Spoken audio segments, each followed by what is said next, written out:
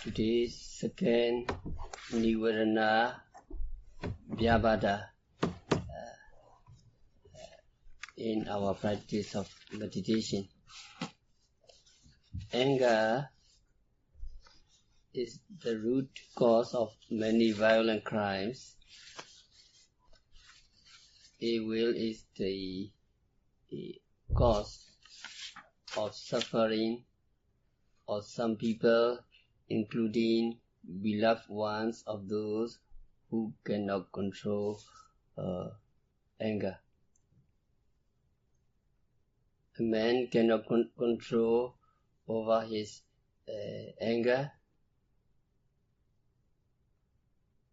A man's lack of control over evil often estrange, alienate his or her good friends. And not only this, in his or her afterlife, anger leads to suffering in the lower states. Buddha showed the destructive nature of anger in the story of Vedehika. Today we go to the story of Vedehika. Vedehika was the name of a housewife in Savatthi city before the time of Buddha Gautama. People held in high esteem in her neighborhood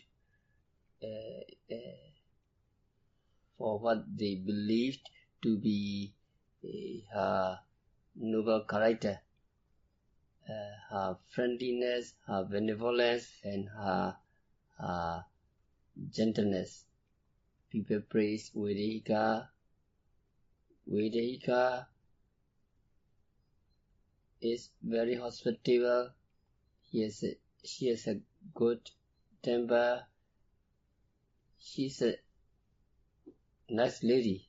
People praise Vedehika.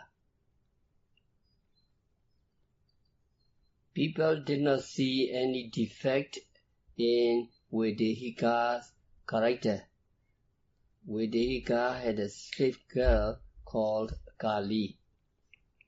Now Kali heard her mistress Vedehika was a generous and nice lady.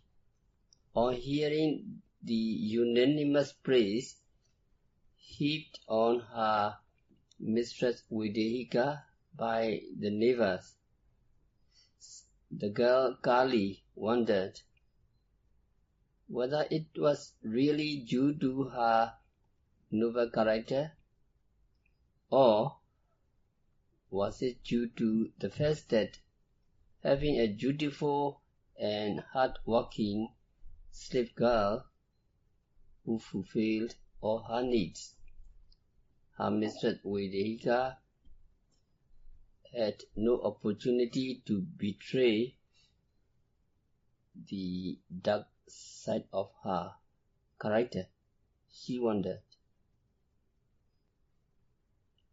So Kali decided to test the moral character of her mistress.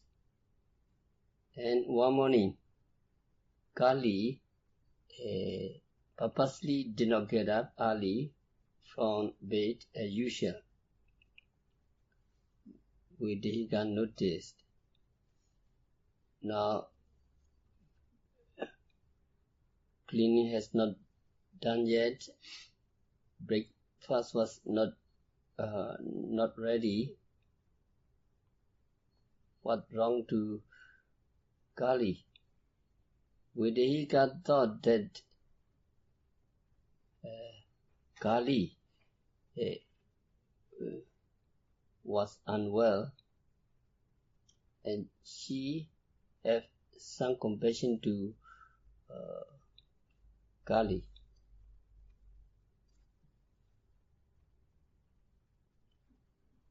So Vedehika went to Kali's bed and she asked,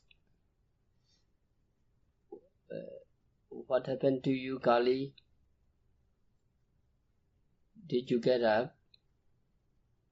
she asked. And Kali replied, "Nothing happened.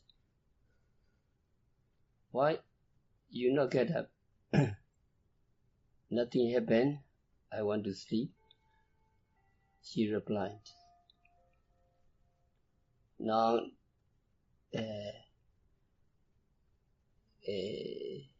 Vedehika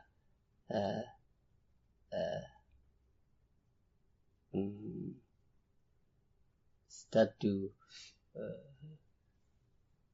get angry. Her facial expression change.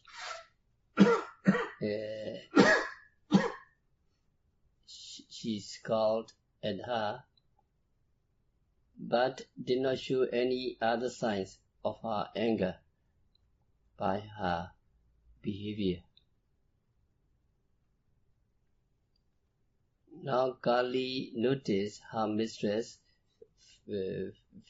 facial expression change. Mistress scowled at her, she noticed. And the next day, Kali wanted to test again.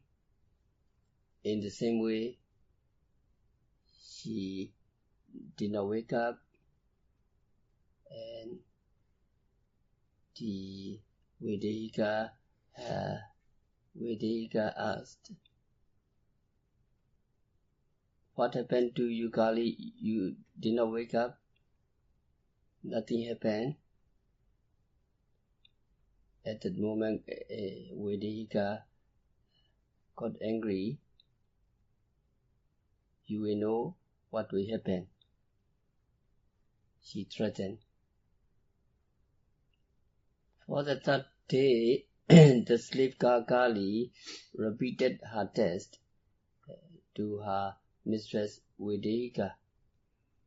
She did not wake up purposely, and Vedehika became so furious that she threw a door bolt at Kali, thereby smashing her head seriously.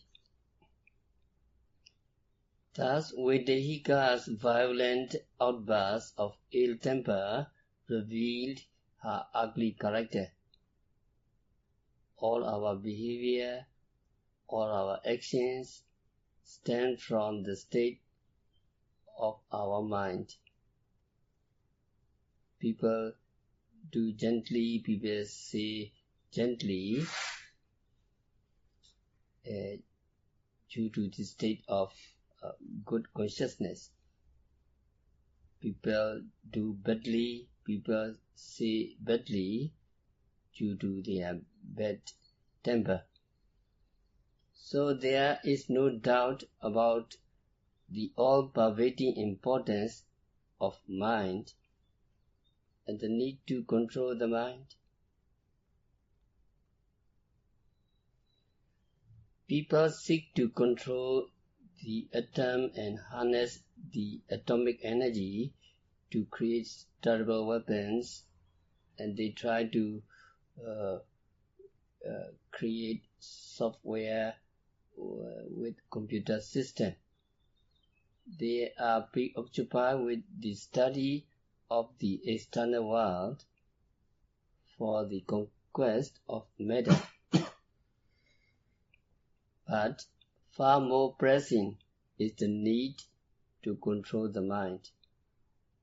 It is lack of mind control that has led to much suffering, as evidenced in the story of Vedehika. The slave girl Kali went about the neighborhood exposing the hypocrisy of her mistress, expressing the bad behavior of her mistress Vedehika. her ill temper and her cruelty that belied her neighbor's high regard for her character. Then people started disparaging Vedehika and her detractors outnumbers. People more criticized. The detractor outnumbers those who extolled her before. It is easier for us to be blamed than to be praised by other people. For we need to possess self-restraint and other virtues to earn public admiration, and the maintenance of reputation requires lifelong struggle for moral purity.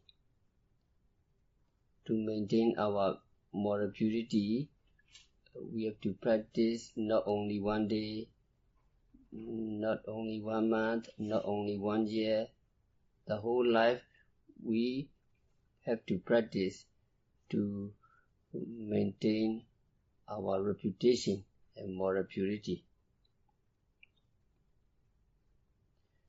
Some people get tainted with scandals towards the end of their lives, thereby suffering a grievous blow to their social standing. To preserve one's good name is an uphill task, whereas it is easy to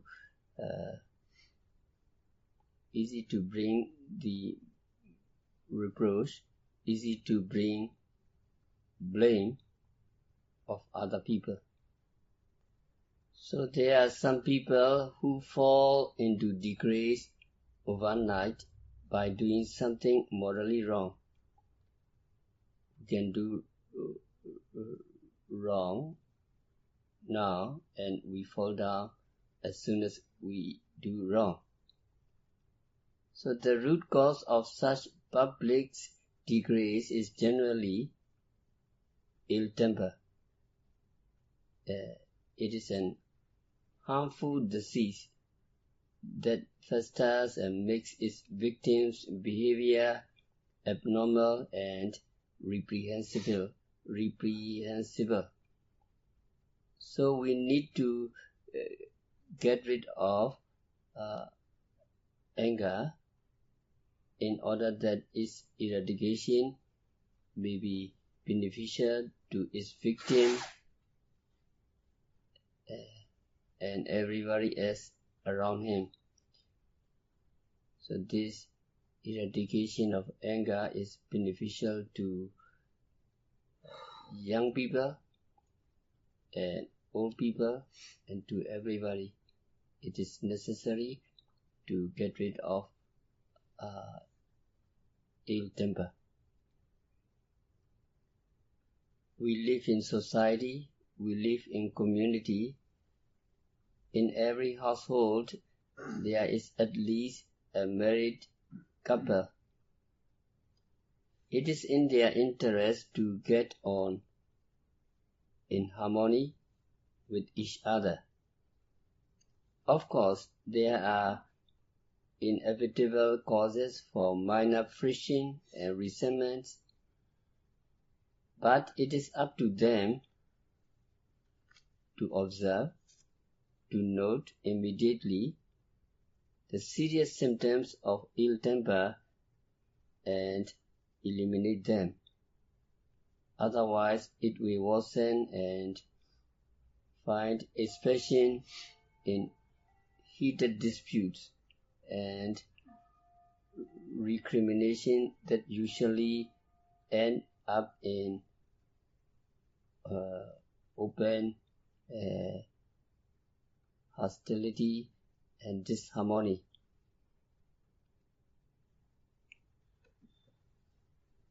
If one does not stop short of doing something physically harmful or mentally very painful to the other, then there is bound to be the break-up of marriage, followed by much anguish and suffering.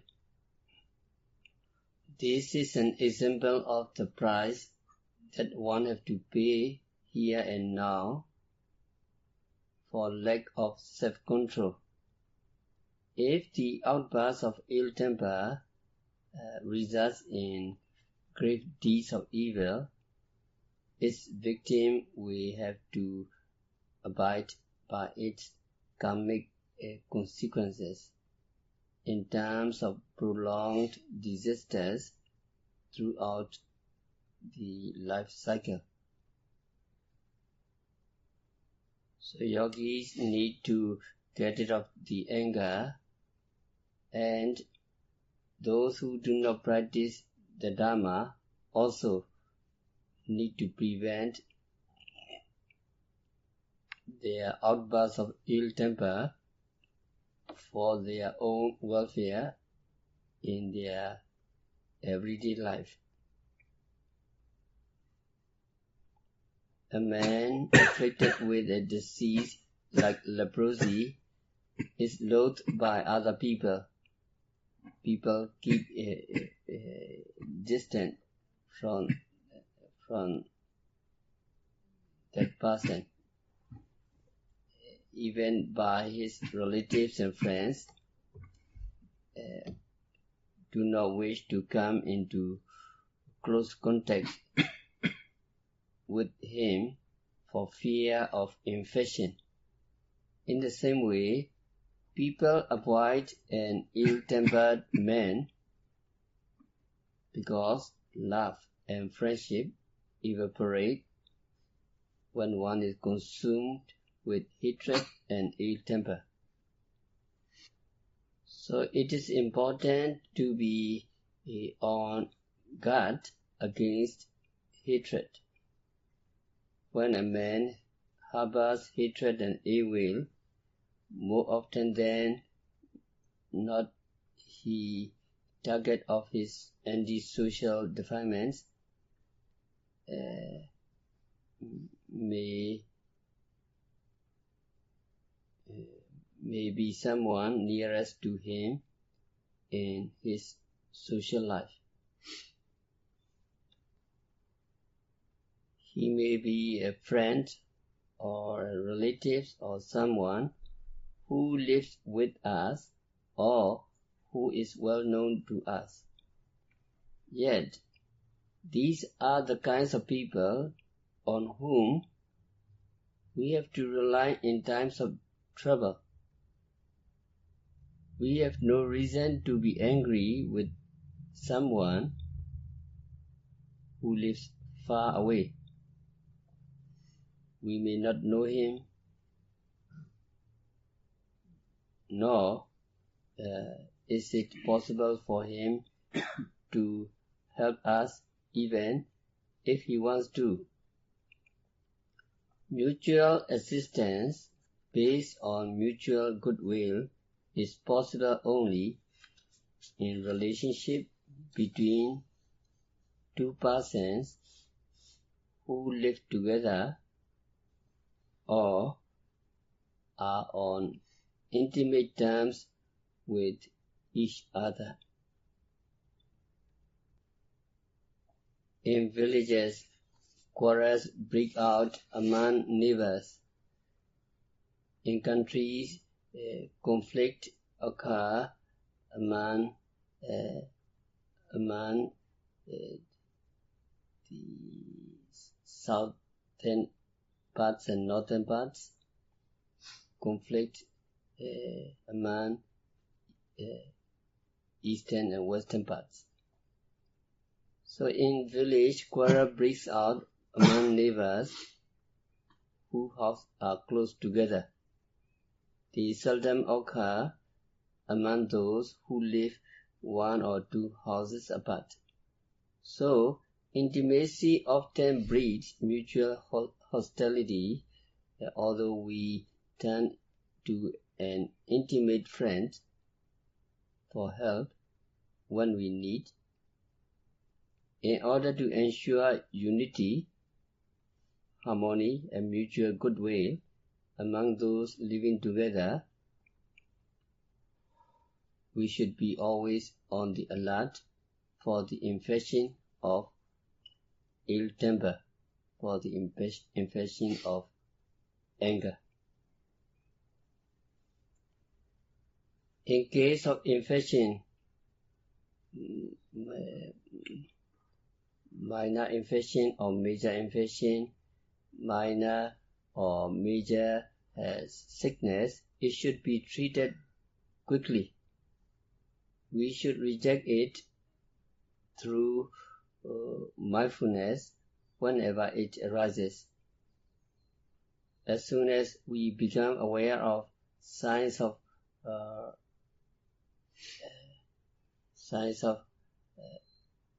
anger, for example, a frown in the facial expression, a loud voice, or unpleasant feeling,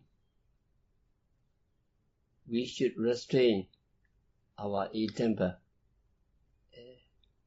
in the initial state, in order that it may not affect us emotionally any further.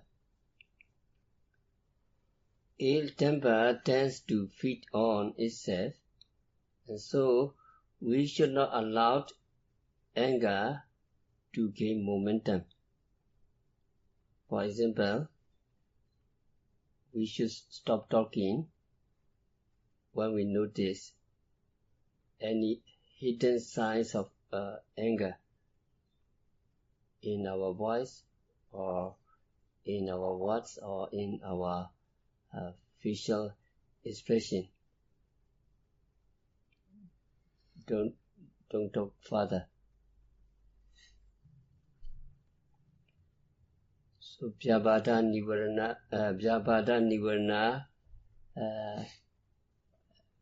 Buddha said, resentment, irritation, displeasure are like diseases.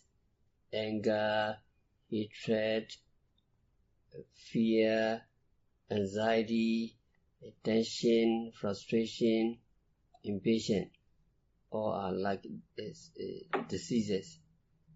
So yogi should not waste any time. As soon as you notice it, anger, hatred, fear, frustration, irritation, displeasure, yogi have to note it. Yogi have to get rid of these vyabhada with mindfulness. So maxim number 4, resentment, irritation, and displeasure are like diseases. Don't waste any time getting rid of these with mindfulness. So can you say? And Tinameda, the third mental hindrances, that is sloth and torpor. In other words, it denotes sloth and unwholesome states of consciousness that makes us reluctant to hear the Dhamma, to listen to the Dhamma, to practice the Dhamma. Some people do practice meditation, but they do not energetic enough to practice wholeheartedly. So sloth and torpor is an obstacle to progress on the noble path, and as such, it denies many lazy people the flavor of the Dhamma. They are like prisoners in jails who do not have the opportunity to enjoy themselves as cinemas, theaters, ceremonies, and other places of entertainment. Other people are at liberty to make merry and recall their enjoyment. Oh, the song is very nice, the singer is beautiful, etc. They recall their enjoyment like cattle chewing the cud. But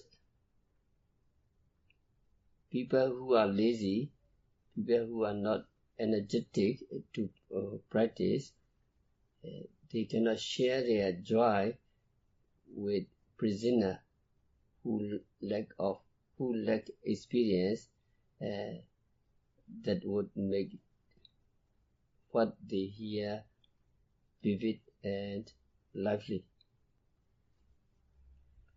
In the same way, the flavor of the Dharma is known only to those who have practiced it. The flavor of the Dharma can be realized only those who practice energetically. So, yogi, when overpowered by sloth and torpor, is like a prisoner in jail. So, yogi need to get rid of sloth and torpor. As soon as yogi notice its obvious signs, yogi notice the laziness, sloth and torpor, and boring. As soon as these obvious signs occur, yogi have to note boring, lazy, etc. And yogi have to get rid of Tina Meda. We have to continue Tina Meda tomorrow. We have to stop our discourse for today. By practicing Satipatthana Vipassana meditation, by observing all the bodily behavior and mental behavior, by dwelling in the noble abode, may you all practitioners realize the real peace in the very near future. Sadhu, sadhu.